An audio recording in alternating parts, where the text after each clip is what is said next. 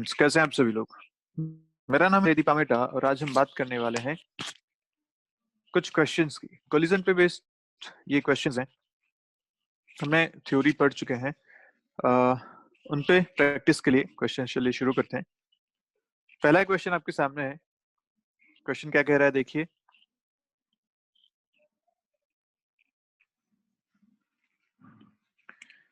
A moving particle of mass m makes a head on मतलब एक ही line में collision हुआ है ऐसा, ठीक है। इलास्टिक कोलिजन, एनर्जी कंजर्व करनी है with a particle of mass 2m। ठीक है, दो मासेस आपको दे रखे हैं, एक m है एक 2m है। ये मूव कर रहा है, मूविंग पार्टिकल दे रखा है, और दूसरा जो 2m है which is initially at rest, तो इसके लिए इनिशियल स्पीड है 0, ऐसा आपको दे रखा है। तो u2 आपकी 0 हो गई, u1 कुछ होगी पता नहीं। पूछा गया आपसे show that the colliding particle, मतलब m, कोलाइडिंग पार्टिकल जो आके टकरा रहा है, तो m की बात हो रही है, loses 8/9 of its energy after collision. ये बोला गया है कि आफ्टर कोलिजन इन दोनों के पास कोई ना कोई स्पीड होगी। तो लेट्स से इसके बाद स्पीड v1 है, इसके बाद स्पीड v2 है। तो आपसे बोला गया कि जो ये 1 वाला पार्टिकल है, इसकी जो काइनेटिक एनर्जी है वो 8/9 कम हो जाएगी, क्योंकि वो एनर्जी अब सेकंड पार्टिकल को ट्रांसफर हो गई है। इलास्टिक कोलिजन है, एनर्जी लॉस तो होगा नहीं, तो जो एनर्जी पहले 1 के पास थी वो कुछ पोर्शन उसका 2 के पास चला गया, और वो जो कुछ पोर्शन है वो 8/9 इसकी इनिशियल एनर्जी है, ऐसा आपको प्रूव करना है। ठीक है, क्वेश्चन क्लियर है। तो हमें क्या करना है, बस v1 v2 अगर कैलकुलेट कर लें हम, तो हम आराम से बता सकते हैं अपना आंसर यहाँ से। तो चलिए करते हैं। अगर ये u1 से चल रहा है तो हमें पता है कि दो इक्वेशन इलास्टिक कोलिजन के टाइम पे बनाई जा सकती हैं। एक तो conservation of momentum, her collision के लिए वैलिड है। दूसरी एनर्जी कंजर्वेशन। तो कंजर्वेशन ऑफ मोमेंटम अगर मैं लिखूं तो इनिशियल मोमेंटम क्या है, m जो है वो u1 के साथ चल रहा है, फाइनल मोमेंटम m v1 के साथ, और 2m जो है वो v2 के साथ चल रहा है। ये आपका कंजर्वेशन ऑफ मोमेंटम इक्वेशन होगी। यहाँ से m सारे का अगर कैंसिल कर दें तो आ रहा है u equal to v1 plus 2v2। एक इक्वेशन तो आपकी ये बन गई। दूसरी इक्वेशन बना सकते हैं एनर्जी कंजर्वेशन की। तो एनर्जी कंजर्वेशन क्या बनाएंगे, ये तो हो गया मोमेंटम की, दूसरी काइनेटिक एनर्जी की।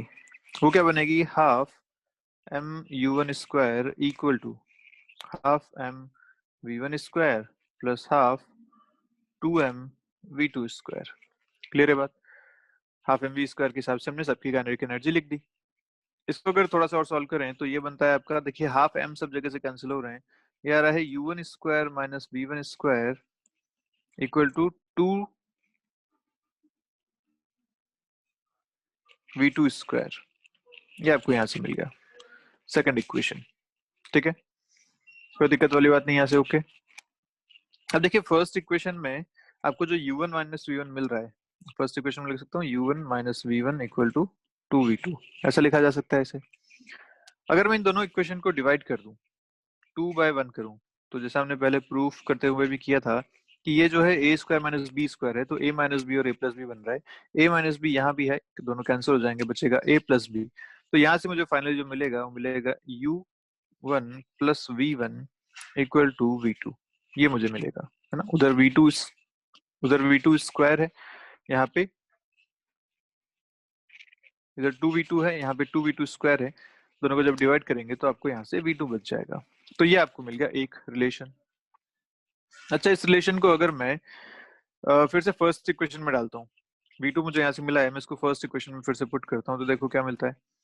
फर्स्ट इक्वेशन में लिखा है u minus v1 equal to 2v2, 2 की जगह में डाल दिया u1 प्लस v1, v2 की जगह डाल दिया u1 प्लस v1। तो यहाँ से मुझे v1 और u1 का रिलेशन मिल के आ रहा है which is v1 equal to minus, ये आ जाएगा 3 टाइम्स, इधर से जाएगा 1 टाइम्स, तो माइनस u1/3। ये आपको एक रिलेशन बन के आ रहा है। ठीक है, अब ये रिलेशन अगर अपने को पता है तो बाकी सारी चीजें अपन कर सकते हैं, क्योंकि अब आपसे पूछा गया था चेंज इन काइनेटिक एनर्जी, तो मुझे u1 और v1 पता चल चुका है, काइनेटिक एनर्जी अपन आराम से यहाँ पे अब लिख सकते हैं। ठीक है, तो अगर इनिशियल काइनेटिक एनर्जी में लिखना चाहूँ 1 के लिए, 1 की बात कर रहे हैं, तो काइनेटिक एनर्जी इनिशियल किससे चल रहा था वो, हाफ एम u1 स्क्वायर। अगर काइनेटिक एनर्जी फाइनल लिखना चाहूँ मैं वन के लिए तो मैं लिखूंगा हाफ एम v1 स्क्वायर। और v1 की वैल्यू पता है -u1/3 है, इसको अगर मैं यहाँ रखता हूँ तो मिलता है हाफ एम u1 स्क्वायर/9। ध्यान से देखो तो हाफ एम u1 स्क्वायर जो है वो इनिशियल काइनेटिक एनर्जी है, this is 1/9 of initial kinetic energy. ये आपको मिल गया। आपसे पूछा था चेंज इन काइनेटिक एनर्जी, कितनी काइनेटिक एनर्जी इसने लॉस कर दी। लॉस हुआ delta K equal to kinetic energy initial minus kinetic energy final. Initial kinetic energy minus final is 1/9 of initial kinetic energy. ये आपको मिल गया 8/9 of initial kinetic energy is change in kinetic energy. यही आपको prove करना था, ये आपने प्रूव यहाँ से कर दिया। तो आपको बस मास वन की दोनों वेलोसिटीज का रिलेशन चाहिए था। एक बार वो रिलेशन आपको मिल गया उसके बाद आप ये चीजें प्रूव कर सकते हैं। ठीक है, चलिए बढ़ते हैं सेकंड क्वेश्चन पे। क्या कह रहा है देखिए, क्वेश्चन पढ़िए जल्दी से। चलिए पढ़ लिया क्वेश्चन। तो भाई क्या समझ में आया कि एक मास m यहाँ पे इस तरीके से हैंग कर रहा है। ठीक है, ये इसकी इनिशियल पोजीशन है। एक बुलेट यहाँ से आ रही है किसी स्पीड v से जिसका मास m है। ठीक है, strikes a stationary block of mass m, ऐसा हो गया। Suspended by string of length l, ये दे दिया। द बुलेट गेट्स एम्बेडेड, इसके अंदर आके अब वो रह गई, इसके अंदर ही टिक गई। तो अब जो टोटल ये ऊपर जाएगा वो क्या जाएगा, क्योंकि ये आके इसको एक फोर्स अप्लाई करेगी। फोर्स अप्लाई करने की वजह से अब बुलेट भी इसके अंदर है, तो टोटल मास अब इसका हो जाएगा m+m, और ये कुछ ऊपर तक उठ जाएगा। ये कितना ऊपर उठेगा ये हमें कैलकुलेट करना है कि ये एंगल थीटा कितना आएगा। बेसिकली अगर थीटा मुझे निकालना है तो पहले मुझे ये हाइट निकालनी पड़ेगी कि ये कितनी हाइट तक ऊपर गया। अगर मैं एच कैलकुलेट कर लूं तो मैं वो थीटा भी कैलकुलेट कर सकता हूँ। कैसे, क्योंकि ये लेंथ एल है, यहाँ से यहाँ तक की लेंथ हो जाएगी आपकी एल माइनस एच के बराबर। कॉस थीटा मुझे निकालना है, cos theta will B L minus H by L, या जिसका आप लिख सकते हैं 1 - h/l। तो अगर मुझे एच मिल गया तो मुझे कॉस थीटा भी मिल जाएगा। ठीक है, अभी एच कैसे कैलकुलेट करें। तो हुआ क्या कि जब ये यहाँ पे आके टकराया होगा तो अब बुलेट इसके अंदर आ चुकी है। ये पूरा सिस्टम अब m+m मास का है और टकराने की वजह से इसको एक इनिशियल वेलोसिटी मिली होगी, let's say capital V। This is the initial speed for this. अब यहाँ पे अपन बात कर सकते हैं कि कोलिजन हुआ है, और कोलिजन कैसा है वो भी हम देख पा रहे हैं, क्योंकि बुलेट इसके अंदर आके टिक गई है, वहां पे आके चिपक गई है, ऐसा मान सकते हो। तो क्या ये परफेक्टली इनइलास्टिक कोलिजन है? यस, परफेक्टली इनइलास्टिक कोलिजन के केस में मोमेंटम कंजर्वेशन तो हमेशा किया जा सकता है। तो मैं मोमेंटम कंजर्वेशन करता हूँ before collision, after collision. Before collision कौन चल रहा है, सिर्फ बुलेट चल रही है, स्मॉल m मास है, स्मॉल v वेलोसिटी है। आफ्टर कोलिजन दोनों साथ में चल रहे हैं, तो m+m इंटू कैपिटल V, ये इनकी वेलोसिटी है। अगर मैं यहाँ से एक रिलेशन लिखना चाहूँ कि कैपिटल V कितना आया है, तो कैपिटल V इज लिखा जा सकता है यहाँ से mv/m+m। ये आपको मिल गया। अब सोचो इस v वेलोसिटी के साथ, इस कैपिटल V वेलोसिटी के साथ ये दोनों ऊपर की तरफ चले, तो अब अपने पास सिचुएशन ऐसी है कि भैया एक ब्लॉक यहाँ पे है जिसका मास है m+m, इसके पास है एक वेलोसिटी कैपिटल V। पूछा गया आपसे कि बताइए ये कितना ऊपर तक जाएगा। क्या ये आपने वर्क पर एनर्जी में क्वेश्चन किए थे ऐसे? यस। क्या करना चाहिए, क्या हमें यहाँ पे एनर्जी कंजर्वेशन करनी चाहिए? यस। कौन सी? क्या सारी की सारी काइनेटिक एनर्जी पोटेंशियल एनर्जी में कन्वर्ट हो जाएगी जब वो ऊपर पहुंचेगा? यस। तो कोलिजन का क्वेश्चन यहीं तक था, आपने ये v वेलोसिटी कैलकुलेट कर ली। अब क्वेश्चन है एनर्जी कंजर्वेशन का, आपको ये h हाइट निकालनी है। तो by conservation of mechanical energy, collision के लिए नहीं कर रहे कंजर्वेशन, ये बात ध्यान रखिएगा। कोलिजन वाला केस खत्म हो गया, इन इलास्टिक कोलिजन था, वहां तक एनर्जी कंजर्व नहीं कर सकते आप। हम कंजर्व कर रहे हैं अब, जब कोलिजन हो चुका है, उसको एक इनिशियल वेलोसिटी मिल चुकी है, अब एनर्जी कहीं लॉस नहीं हो रही, अब वो ऊपर आराम से जाएगा स्विंग करता हुआ, वहां पे कोई एनर्जी लॉस नहीं है, हम उसके लिए एनर्जी कंजर्व कर रहे हैं। आप अगर सीधा सीधा ये कर देते ना कि half small m small v square equal to 2 mgh के बराबर, तो गलत हो जाता, क्योंकि बीच में कोलिजन हुआ, वहां पे एनर्जी लॉस हुई। तो आप ये एनर्जी को इक्वल नहीं कर सकते, यहाँ की एनर्जी इक्वल टू यहाँ की एनर्जी अगर आपने कर दिया तो गलत है, क्योंकि बीच में कोलिजन हुआ था, यहाँ पे एनर्जी लॉस हुई थी। तो आप ये एनर्जी इक्वल कर सकते हैं, कोलिजन के बाद जो वेलोसिटी मिली है और ये जो ये है, इन दोनों का आप इक्वल करिए, कोई दिक्कत वाली बात नहीं है। तो हम ये कर रहे हैं by conservation of mechanical energy after collision. ठीक है, कितना लिखा जाएगा? ये हो जाएगा half m plus m into capital V square, दोनों इससे चल रहे हैं, इक्वल टू, दोनों ऊपर गए तो m प्लस m इंटू जी इंटू एच। सारी की सारी काइनेटिक एनर्जी, सारी की सारी पोटेंशियल एनर्जी में कन्वर्ट होगी। ये अपना हिसाब है यहाँ पे। बस यहाँ से आपको h निकालना है। h की वैल्यू आप देख सकते हैं, देखिए आ रही है आपके पास, m प्लस m कैंसिल हो गए, v स्क्वायर बाई 2g, ये आपको मिल रहा है h। v आपने ऑलरेडी कैलकुलेट कर रखा है, उसका स्क्वायर करेंगे तो आपको मिलेगा यहाँ से स्मॉल v का square by 2g into M square divided by m plus m का होल स्क्वायर। ये आपको मिलेगा h की वैल्यू। कोई दिक्कत वाली बात नहीं इस पे, पक्की बात? ठीक है, हमने बस ये v की वैल्यू यहाँ पे पुट करी है इसमें। ओके, तो आपको h मिल गया। अब आपको cos थीटा निकालना है। cos थीटा हम ऑलरेडी देख चुके हैं, is equal to 1 minus h by L. तो मैं लिखता हूँ यहाँ पे cos theta equal to 1 minus h by L. h आपको पता है ये है v square by 2g, l से डिवाइड करेंगे तो वो भी यहीं आ जाएगा, m by m plus m का होल स्क्वायर। ये आपको मिलेगा cos थीटा की value. Theta will be cos inverse of this. ये आपका फाइनल आंसर आ जाएगा, theta equal to cos inverse of ये पूरा एक्सप्रेशन। अगर आपको m और m की वैल्यू दे रखी होती, v की वैल्यू दे रखी होती, l दे रखा होता, तो अपन आराम से यहाँ से सारी चीजें cos थीटा को वैसे कैलकुलेट भी कर लेते, कोई दिक्कत नहीं होती। ठीक है, पर एक्सप्रेशन नहीं पूछा है तो ये आपका एक्सप्रेशन फाइनल आंसर है। क्लियर? अच्छा, ये जो एक्चुअल ये क्वेश्चन है, ये बेसिकली एक एक्सपेरिमेंट पे बेस्ड है। ऐसे पेंडुलम को कहते हैं बैलिस्टिक पेंडुलम। बैलिस्टिक पेंडुलम इसीलिए क्योंकि जो हाई स्पीड से चलने वाली जो बुलेट्स होती हैं, या ऐसे कोई अगर अपने पास टेस्ट करने हैं ऐसी चीजों के जो बहुत हाई स्पीड से जाके पेनिट्रेट कर सकती हैं, मोस्टली बुलेट्स, तो उनको टेस्ट करने के लिए हम ऐसे पेंडुलम्स यूज करते हैं कि वो कितनी स्पीड से वहां पे पहुंची, उनकी स्पीड को टेस्ट करने के लिए ये यूज किया जाता है।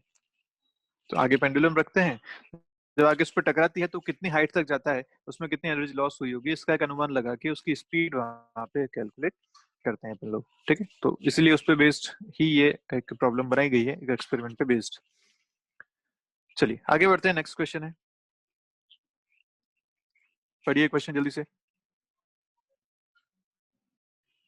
तो चलिए क्वेश्चन क्या कह रहा है, देखो क्वेश्चन ये कह रहा है कि एक बुलेट आई, मास स्मॉल m दे रखा है, वेलोसिटी स्मॉल v दे रखी है, एक प्लेट यहाँ पे थी m1। बुलेट जब इससे टकराई तो इसको तो ये फाड़ते हुए आगे निकल गई, इसको चीर के ये आगे निकल गई, क्रॉस कर गई। अब इस क्रॉस करने में यहाँ पे कोई ना कोई रेजिस्टिव फोर्स तो इस पे लगे ही होंगे, तो उस रेजिस्टिव फोर्स की वजह से बुलेट की स्पीड थोड़ी कम हो गई, अब ये हो गई v1। ओके, पर क्योंकि यहाँ पे फोर्स लगे थे उसकी वजह से इस मास को भी एक वेलोसिटी मिल गई v2, यहाँ पे दे रखा है।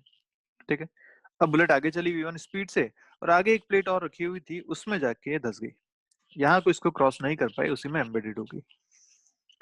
और बोला गया क्वेश्चन में कि ये जो m1 है वो तो इनिशियली रेस्ट पे है, ये m2 भी इनिशियली रेस्ट पे है। बोला कि जब ये टकराई तो इसको जो वेलोसिटी मिली v2, सेम वेलोसिटी के साथ ये दोनों भी चलने लगी v2 के साथ, ऐसा यहाँ पे बता रखा है। देखिए क्वेश्चन में, it is found that the two plates initially at rest now move with equal velocities. मतलब इसको क्रॉस करके निकली तो इसकी वेलोसिटी भी v2 है, और इसमें जाके धस गई तो इसकी वेलोसिटी भी v2 के बराबर है, ऐसा यहाँ पे आपको बता रखा है। तो आपसे यहाँ पूछा गया कि find the percentage loss in the initial velocity of the bullet. ठीक है, percentage loss in the initial velocity of the bullet कैसे निकालोगे, क्या बात है ये आपसे बोला गया। परसेंटेज लॉस मतलब इनिशियल वेलोसिटी तो ये थी इसकी, और पूछा गया आपसे यहाँ पे, बोला ना जब m1 और m2 के बीच में है, तो परसेंटेज लॉस होता है फाइनल माइनस इनिशियल, या लॉस अगर देख रहे हैं तो लॉस होता है initial minus final divided by initial into 100। ये फॉर्मूला होता है परसेंटेज का। जब लॉस की बात करें तो इनिशियल माइनस फाइनल कर सकते हैं, और जब गेन की बात करेंगे तो फाइनल माइनस इनिशियल कर सकते हैं। तो आपको बेसिकली पूछा क्या है,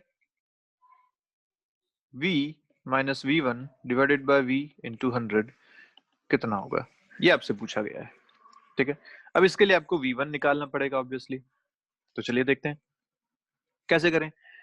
भाई यहाँ पे जो कोलिजन है वो इलास्टिक तो है नहीं, ये तो अपन देख पा रहे हैं साफ साफ, क्योंकि पेनिट्रेट करके गया है, वहां पे लॉस हुआ, आगे जाके एम्बेड हो गया, वहां पे लॉस हुआ, तो एनर्जी तो कंजर्व नहीं कर सकते, ये तो क्लियर बात है। लेकिन मोमेंटम तो कंजर्व किया ही जा सकता है, तो मोमेंटम कंजर्व करते हैं कहाँ कहाँ पे। पहले कोलिजन जो बुलेट का फर्स्ट प्लेट के साथ हुआ उसके लिए, ठीक है। तो अपन पहले करते हैं conservation of momentum, conservation of momentum for first collision.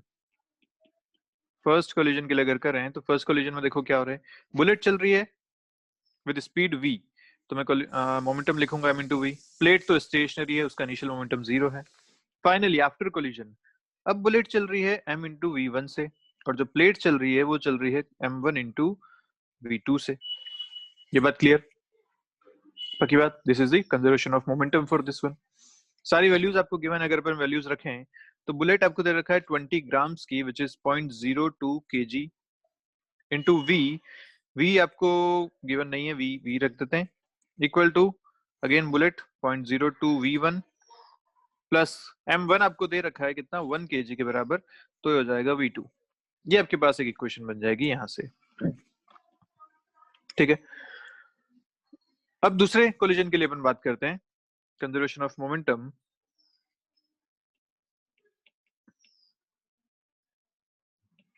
For second collision. Second collision कहाँ हो रहा है, जब बुलेट v1 से चल रही है और m2 पे जाके टकरा रही है। तो उस कोलिजन के लिए अगर बात करें तो initial momentum of the bullet is m into v1, क्योंकि अब ये v1 से चल रही है, आप before collision, just before collision, equal to final, दोनों साथ में चल रहे हैं तो m2 plus m into v2, क्योंकि अब उसमें एम्बेडेड है तो दोनों साथ में मूव करेंगे। ये बात है ध्यान रखने वाली है, ठीक है। अगर वैल्यूज रखें तो ये आपको दे रखा है 0.02 v1 इक्वल टू m2 आपको दे रखा है 2.98, उसमें 0.02 ऐड करेंगे तो हो जाएगा 3 के बराबर, ठीक है। ये हो जाएगा 3v2। सॉल्व करें तो यहाँ से आता है 0.02 v1 equal to 3v2, equation number 2। अब आपके पास दो इक्वेशन है और दो अननोन है, ठीक है। आपको v की टर्म में निकालना है, कोई दिक्कत वाली बात नहीं है, तो v अननोन नहीं है आपके लिए, आप ऐसा मान लीजिए। आपको v1 और v2 को v की टर्म में निकालना है। बेसिकली v2 की भी जरूरत नहीं है अपने क्वेश्चन में, सिर्फ अपने को v1 की जरूरत है, यहाँ से अपन देख पा रहे हैं। तो v1 आपको निकालना है इन टर्म्स ऑफ v, क्योंकि यहाँ से v सारे कैंसिल हो जाएंगे उसके बाद। तो आप जब सॉल्व करेंगे इसे तो मैं यहाँ से v2 को रख सकता हूँ 0.02 बाई 3 टाइम्स v1। इसको मैं यहाँ पे पुट करता हूँ v2 की जगह पे, तो मेरे पास जो फाइनली सॉल्व करने के बाद आंसर आता है वो मैं सीधा आंसर लिख रहा हूँ। मेरे पास आंसर जो आएगा वो आएगा v1 equal to 3/4 of v।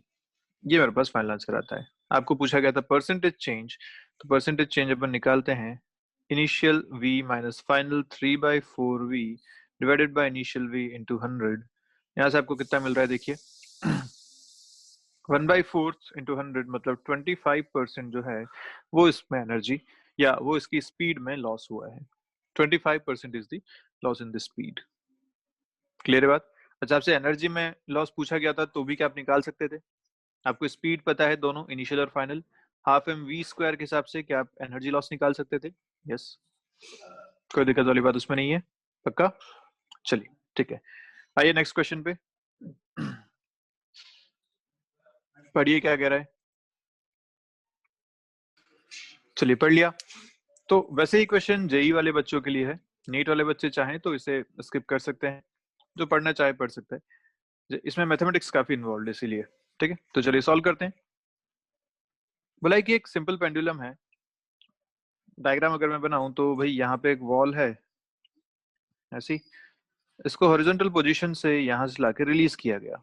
जब रिलीज करेंगे तो ये यहाँ पे आके टकराएगा, इस तरीके से आके इधर आके टकराएगा, ठीक है। ऐसा सिचुएशन है अपने पास, ऐसा यहाँ आके टकराया। अब जब टकराएगा तो इस समय इसके पास एक वेलोसिटी होगी, let's say this velocity is v। टकराने के बाद ये फिर से इस तरफ मूव करेगा, टकराएगा कोलिजन के बाद फिर से मूव करेगा। पर यहाँ पे इलास्टिक कोलिजन नहीं है, यहाँ पे क्या बोल रखा है, जो कोफिशिएंट ऑफ रेस्टिट्यूशन है वो है 2/√5, मतलब यहाँ पे एक ई आपको दे रखा है, पर हमें पता है कि वॉल तो कहीं मूव कर नहीं रही। ई होता है velocity of separation divided by velocity of approach. तो अगर ये v से आया और v1 से जा रहा है तो मैं लिख सकता हूँ E equal to velocity of separation is v1, approach is v, मतलब v1 equal to E times v। क्या यही हमने एक बॉल और एक ग्राउंड के केस में भी देखा था कि जब बॉल ऊपर से आगे गिरती है ग्राउंड पे तो ग्राउंड तो कहीं मूव नहीं कर रहा, मतलब जितनी स्पीड से आती है E टाइम्स उसकी स्पीड से वापस जाती है। तो v1 इक्वल टू EV, ये हमें बात समझ में आ गई। ओके, अच्छा v की वैल्यू कितनी होगी अगर ये देखें तो पेंडुलम की जो लेंथ है वो है L, ठीक है।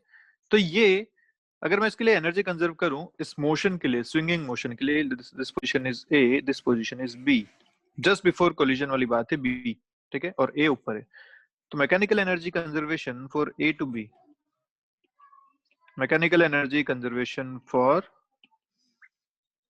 ए टू बी, वे कोलिजन के लिए हम नहीं कर रहे, ये हम स्विंगिंग मोशन के लिए कर रहे हैं। तो मैं बोल सकता हूँ कि ये अभी है एल हाइट पे, तो एम जी एल इसकी पोटेंशियल एनर्जी है।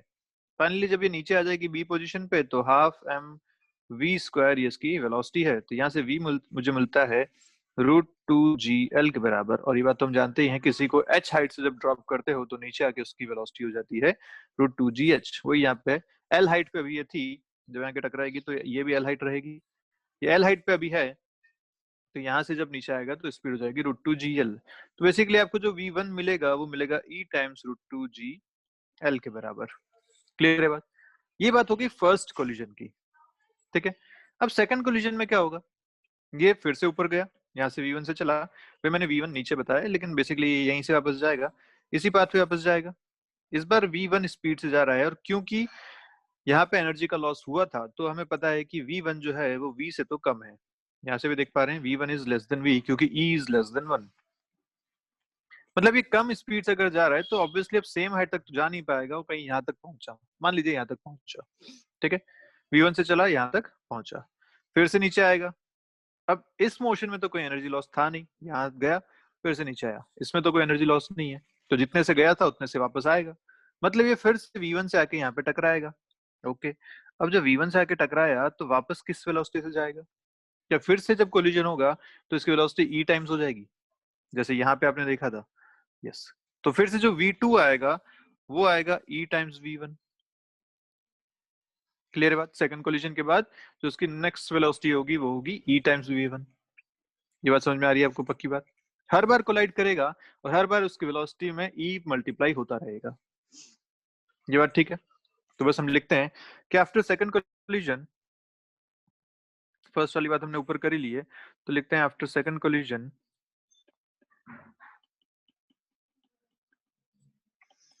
Speed is v2 equal to e times v1। और अगर मैं v1 की यहाँ वैल्यू डालूं तो मुझे v2 मिलता है e स्क्वायर टाइम्स √2gl, क्योंकि एक e ऑलरेडी v1 में है, एक e यहाँ पे था, e स्क्वायर ही हो गया। अगर ऐसे n कोलिजन हुए तो आफ्टर n कोलिजन उसकी स्पीड कितनी हो जाएगी? After n collisions its speed, जिसको मैं vn लिखता हूं लेट्स से, तो क्या हो जाएगा e की पावर n √2gl। ये बात क्लियर है? सेकंड कोलिजन के बाद e स्क्वायर था, तो nth कोलिजन के बाद क्या ये e की पावर n √2gl हो जाएगा? पक्की बात? अब अगर ये vn स्पीड से यहाँ से चलता है पेंडुलम, तो सिचुएशन कुछ ऐसी है कि भाई ये वॉल है, पेंडुलम यहाँ पे है और ये vn स्पीड से चला, ठीक है, यहाँ पे पेंडुलम अटैच्ड है ऐसा, तो इस स्पीड से चलने पे हो सकता है ये कहीं यहाँ तक पहुंच रहा हो। तो मैं बोलता हूँ कि लेट्स से इस स्पीड से ये h हाइट ऊपर तक जाता है, क्योंकि मुझे एंगल एक्चुअली देखना है ना, मुझे थीटा के हिसाब से अपने को क्वेश्चन पूछा गया है कि 60 से कम होना चाहिए, ऐसा बोला है इसमें। तो मैं थीटा को रिलेट करता हूँ इस स्पीड से, कैसे करूंगा, तो मुझे पता है कि h हाइट अगर ये चलता है तो मैं लिख सकता हूँ cos थीटा, क्योंकि ये हाइट हो जाएगी l माइनस h के बराबर, ये है l, तो cos थीटा अपने को पता है, यहाँ से फिर से लिख सकते हैं l minus h by l, और h अगर मुझे पता है तो cos थीटा को मैं रिलेट कर सकता हूँ, इसलिए मैं इस तरीके से जा रहा हूँ। अभी h कैसे निकालें? अगेन मैकेनिकल एनर्जी कंजर्वेशन, क्योंकि यहाँ से टकराने के बाद जब यहाँ से टकरा चुका, अब इस vn स्पीड से चल रहा है, तब ये ऐसे स्विंग करके यहाँ तक पहुंचेगा, यहाँ से यहाँ तक तो कोई एनर्जी लॉस हुआ नहीं है, तो मैं एनर्जी कंजर्वेशन कर सकता हूँ फॉर दिस स्विंग, तो मैं बोलूंगा कि इस पोजीशन से, let's say this position is C, this position is D, mechanical energy conservation for C to D क्या आपको देगा, ये half M v n square, मतलब kinetic energy is now changing to mechanical energy m g h के बराबर। ठीक है बात।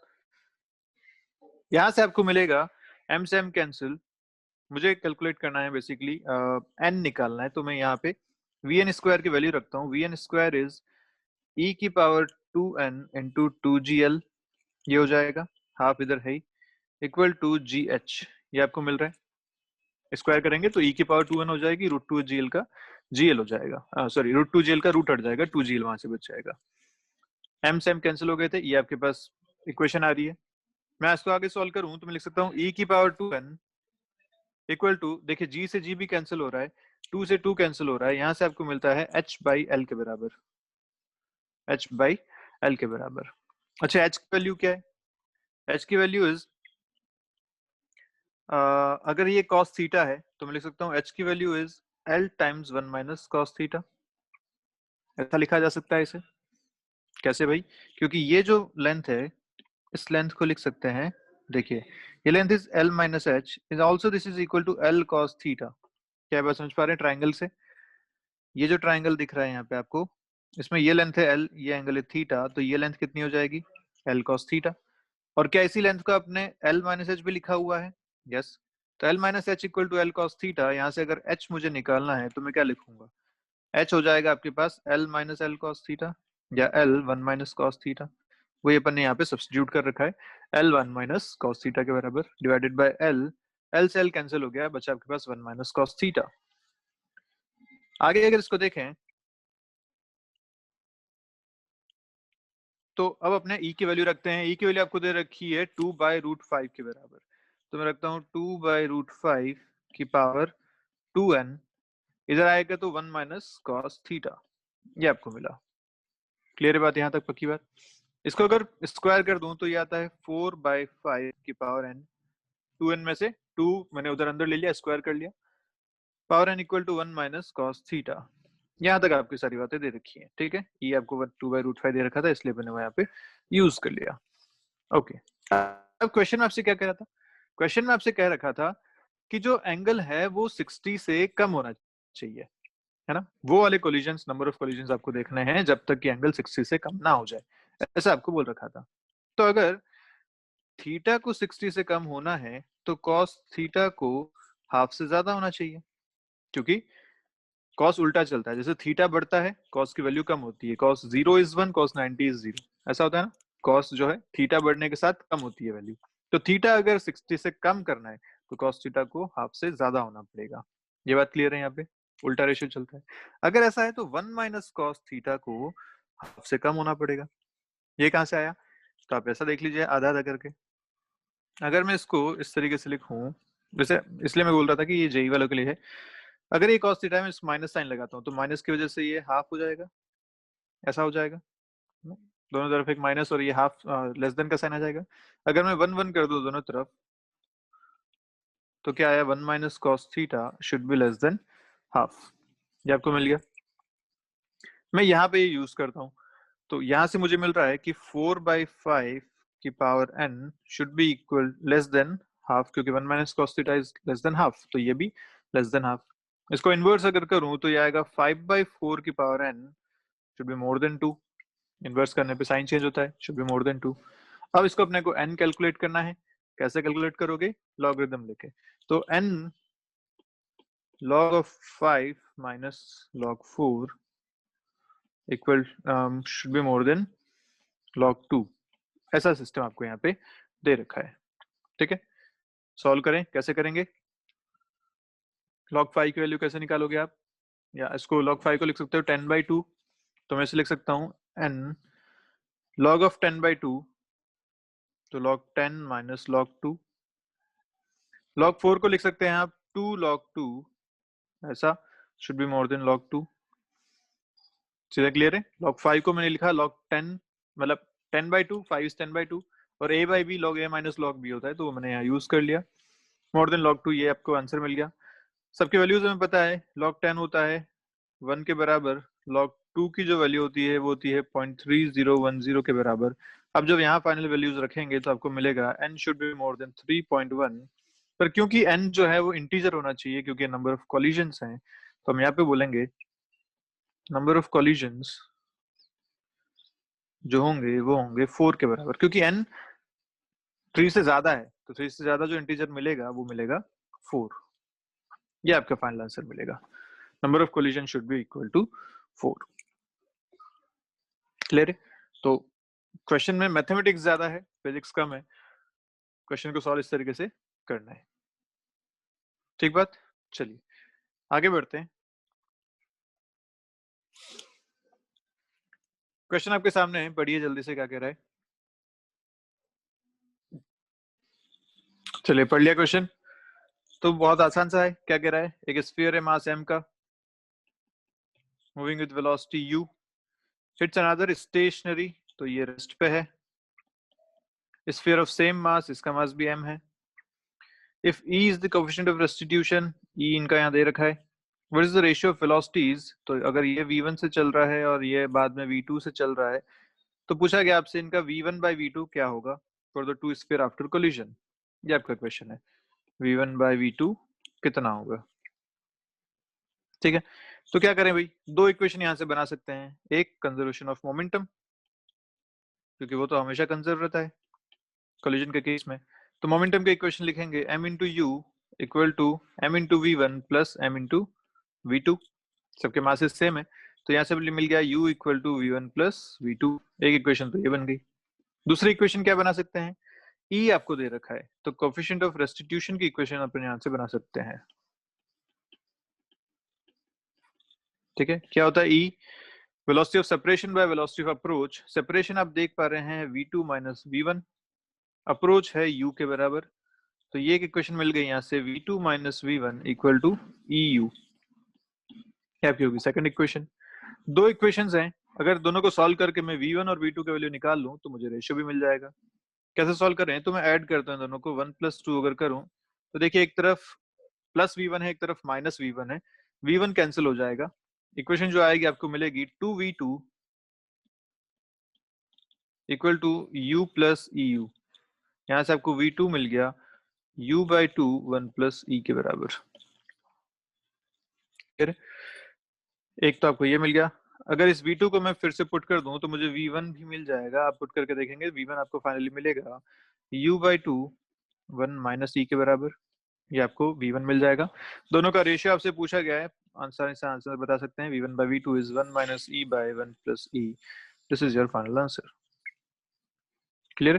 कोई खास बात नहीं, किया जा सकता है क्वेश्चन आराम से। चलिए नेक्स्ट देखते हैं। देखिए क्वेश्चन क्या कह रहा है, पढ़िए जल्दी से। चलिए तो क्या कह रहा है क्वेश्चन भाई, सिस्टम ऐसा है कि यहाँ पे एक फ्लोर पे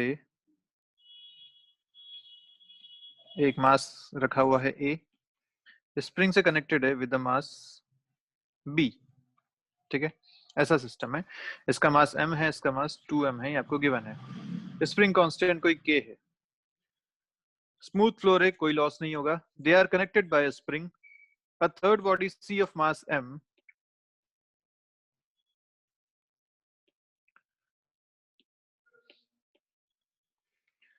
moves with velocity v naught, okay, along the line joining a and b and collides elastically with a के साथ इसका इलास्टिक कोलिजन हो रहा है। ओके, ये a अभी रेस्ट पे है, एट प्रेजेंट ये रेस्ट पे है, ये भी रेस्ट पे है। सिस्टम ये कोई दिक्कत वाली बात नहीं है, और वो v नॉट से चल रहा है। ठीक है, तो जब कोलाइड हुआ उसके बाद a मोशन में आया होगा, ए के मोशन की वजह से बी का भी मोशन हुआ होगा, क्योंकि स्प्रिंग लगी हुई दोनों के बीच में। ए ने स्प्रिंग को कंप्रेस किया होगा, स्प्रिंग के कंप्रेशन की वजह से बी पे फोर्स लगा होगा और बी भी चलना शुरू हुआ होगा। तो किसी टाइम पे इन दोनों की वेलोसिटी बोल रखी है कि बराबर है। तो आपसे पूछा गया कि एक तो वो वेलोसिटी फाइंड करो, दूसरा आप वो बताइए कि स्प्रिंग का कांस्टेंट कितना है, स्प्रिंग कांस्टेंट कितना है। ये दो क्वेश्चन आपसे पूछे गए। तो पहले अपने को ए और सी के कोलिजन के बारे में बात करनी पड़ेगी। ओके, और हमने बोला था कि स्प्रिंग एक ऐसी चीज है जिसमें तुरंत चेंजेस नहीं ट्रांसफर करता वो बी तक, तो हम ये बोल सकते हैं कि भाई अगर ए की बात की जाए तो ए यहाँ पे रेस्ट पे है, सी से कोलिजन हो रहा है, क्या दोनों के मासेस इक्वल हैं? Yes, A and C collision के अपन बात कर रहे हैं। कैसा कोलिजन है ये? इक्वल मासेस, इलास्टिक कोलिजन और वन डायमेंशनल कोलिजन भी है ये। कुछ केस याद आया जब दो इक्वल मासेस इलास्टिकली कोलाइड करते हैं, जिसमें से एक रेस्ट पे है और दूसरा वी नॉट से चल रहा है, तो क्या इनकी वेलोसिटीज इंटरचेंज हो जाती हैं? यस, तो ये हम बोल सकते हैं कि वेलोसिटीज गेट इंटरचेंज्ड।